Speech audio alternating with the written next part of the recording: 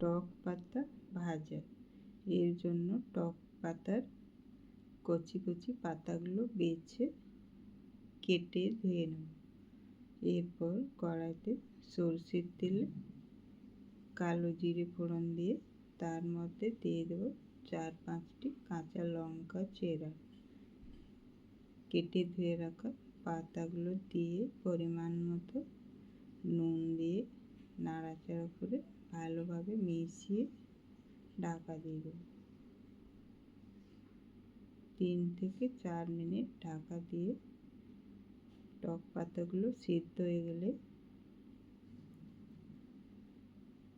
জলটা একটু শুকিয়ে নেব।